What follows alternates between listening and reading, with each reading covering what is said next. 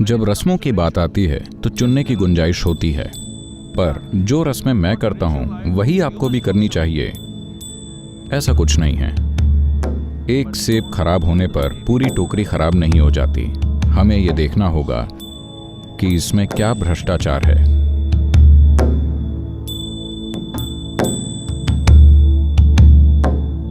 मेरा सवाल है कि आज जिस दुनिया में हम रहते हैं वहाँ आध्यात्मिक और धार्मिक दोनों तरह के कई रास्ते मौजूद हैं। जैसे कि हिंदू धर्म में दोनों हैं, वेद और वेदांत। तो मैं एक जागरूक चुनाव कर सकती हूँ कि मैं क्या चुनना चाहूँगी, पर मैं भ्रमित हूँ और इस युग की युवा होने के नाते मुझे वाकई यह समझ नहीं आता कि कोई रिचुअल्स या रस्में क्या आज भी ज़रूरी है। तो क्या आप मानते हैं कि रस्मों की आज कोई ज़रूरत है? आप इस युग की युवा हैं, पर यह चुनाव आपको सिर्फ इस देश में मिल रहे हैं, ये बात समझ लीजिए।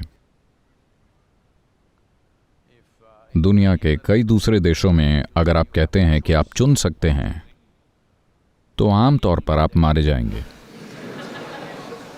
अगर आप मारे नहीं जाते तो आप हजारों अलग अलग तरीकों से परेशान किया जाएगा। इस देश में आप चुनाव कर सकते हैं, जो कि अद्भुत है। Because we don't have a religious constitution which cannot be edited. क्योंकि हमारे पास कोई ऐसा धार्मिक संविधान नहीं है जिसे बदला नहीं जा सकता। यहाँ हमारे पास अलग अलग पुस्तकें हैं जिन्हें बदला जा सकता है, जिन पर बहस की जा सकती है, जिनके बारे में कुछ किया जा सकता है।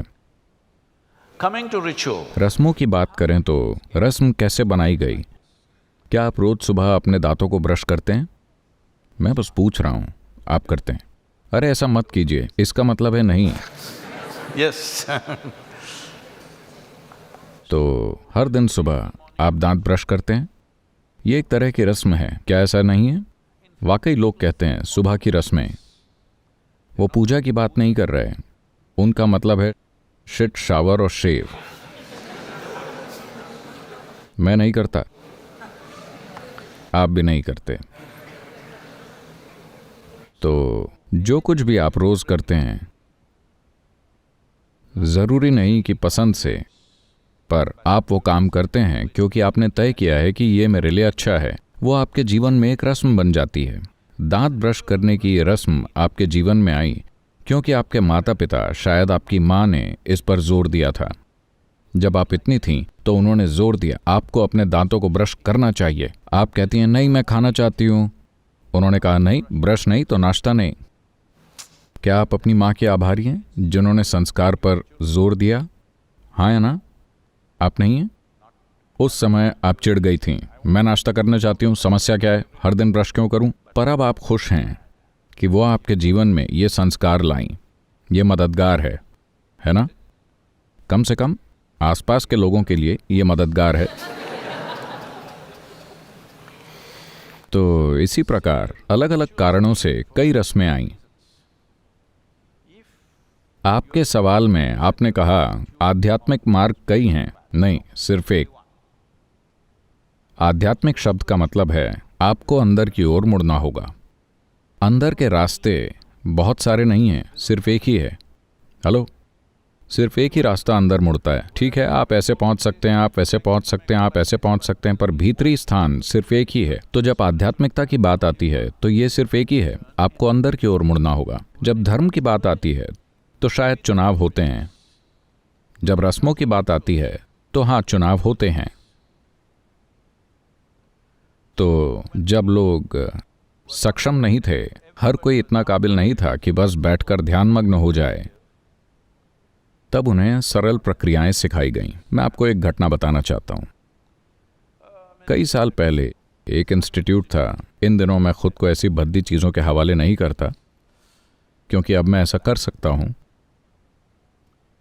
कई साल पहले एक इंस्टीट्यूट, जिन्हें लगता है कि वो साइंटिफिक हैं, उन्होंने कहा, चूंकि मैंने उनसे किसी चीज़ का वादा किया था और उन्होंने कहा हम आपके दिमाग की गामा वेव स्टडी करना चाहते हैं। मुझे पता नहीं था कि मेरे दिमाग में गामा वेव्स हैं। मुझे पता है कि मेरा चलता फिरता दिमाग है, पर मुझे नहीं पता कि मेरे दिमाग में गामा वेव्स हैं। उन्होंने कहा नहीं नहीं, हम गामा वेव्स का अध्ययन करना चाहते हैं। मैंने कहा ठीक है, मुझे क्या करना होगा? उन्होंने कहा आप यहाँ बैठिए, और उन्होंने मेरे शरीर पर 14 इलेक्ट्रोड्स लगाए और कहा आप ध्यान कीजिए। मैंने कहा मुझे ध्यान करना नहीं आता। उन्होंने कहा पर आप सबको ध्यान करना सिखाते हैं। मैंने कहा मैं लोगों को ध्यान सिखाता हूं क्योंकि वो स्थिर नहीं बैठ सकते।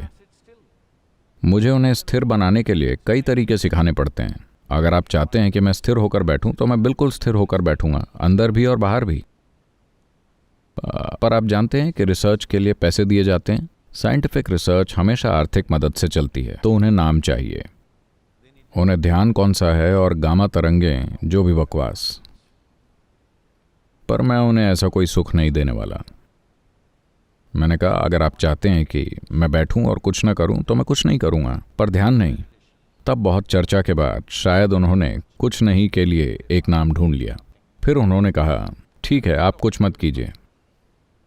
मैं बैठ गया। लगभग 15-20 मिनट बाद आपकी कोहनी में एक अजीब जगह है जहां चोट लगे तो झन्नाहट होती है। तो उन्होंने एक धातु की बस्ती ली और टुक टुक टुक उस जगह पर मारने लगे। वो बस मेरी हथेली को सुन्न कर रही थी। मैंने सोचा ठीक है, ये उनके प्रयोग का हिस्सा है, और मैं बैठा रहा। फिर उन्होंने मेरे टखने पर मारना शुरू कर दिया। दर्द लगातार बढ़ता जा रहा था। फिर मैंने सोचा कि वो मुझे इस तरह पीट क्यों रहे हैं, मेरी गलती क्या है? जब मैंने अपनी आंखें खोली तो वो सभी मुझे अजीब नज़रों से देख रहे थे। मैंने कहा क्यों, क्या मैंने कुछ गलत किया? उन्होंने कहा हमारी मशीनों के अनुसार आप मर चुके हैं। ये तो आपने गजब निष्कर्ष निकाला है।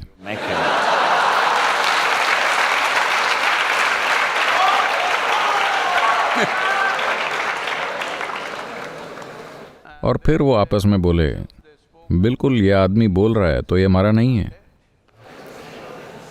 तो उन्होंने कहा हो सकता है कि आपका दिमाग मर गया हो। मैंने कहा मुझे आपकी ये दूसरी राय पसंद नहीं है। अगर आप मुझे मृत्यु प्रमाण पत्र देते हैं तो मुझे कोई दिक्कत नहीं है, लेकिन ब्रेन डेड मेरे लिए अच्छा नहीं है क्योंकि ये मेरी गतिविधियों को प्रभावित करेगा। हाँ, मैं आपको ये क्यों बता रहा हूं?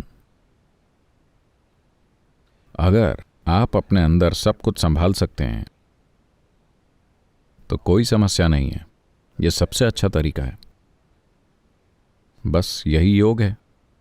अगर आप How to handle this whole machine, all levels of this machine, your body, your thought, your emotion, your energy, इस पूरी मशीन को कैसे संभालना है, इस मशीन के सभी स्तरों को, आपके शरीर, आपके विचार, आपकी भावनाएं, आपकी ऊर्जा, हर चीज आपको पता है कि इन्हें अंदर से कैसे संभालना है, तो आपके लिए कोई रस्म नहीं है। मेरे पूरे जीवन में कभी मैंने प्रार्थना नहीं की, पर हर चीज के प्रति मेरे अंदर भक्ति है। अगर मैं एक पहाड़ देखता हूँ या चट्टान या एक पेड़ या गाय या फिर आदमी, महिला या बच्चे, तो मैं प्रार्थनामय हूँ।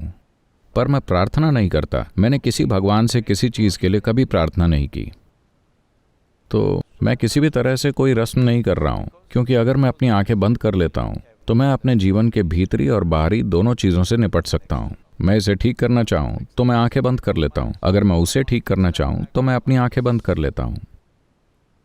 अगर आप पर्याप्त साधना करते हैं तो आप ऐसे बन सकते हैं। ये पहुंच से बाहर नहीं है, ये हर इंसान के लिए उपलब्ध है। वो बस पर्याप्त ध्यान नहीं देते। पर अगर आप ये नहीं जानते और आप शांत बनना चाहते हैं, आप नहीं जानते कि स्थिर कैसे बैठना है, तो मैं क्या करूँगा, मैं आपको एक मंत्र सिखाऊंगा।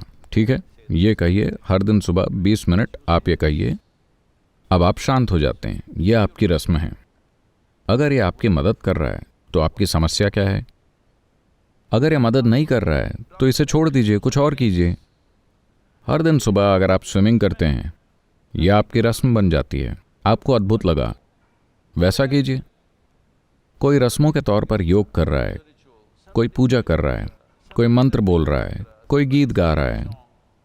अगर वो चीजें उनके लिए काम कर रही हैं तो किसी को क्या समस्या है?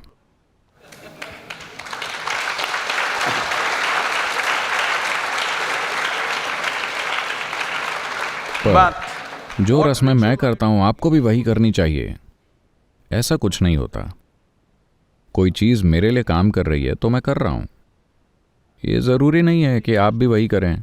पर अगर आप मुझसे पूछते हैं, मान लीजिए कि मैं हर दिन सुबह ओम नमः शिवाय का जाप करता हूँ, ये मेरे लिए काम कर रहा है। अगर आप मुझसे पूछते हैं मुझे घबराहट हो रही है, मैं क्या करूँ? अरे आप ओम नमः शिवाय का जाप कीजिए, ये मेरी मदद कर रहा है।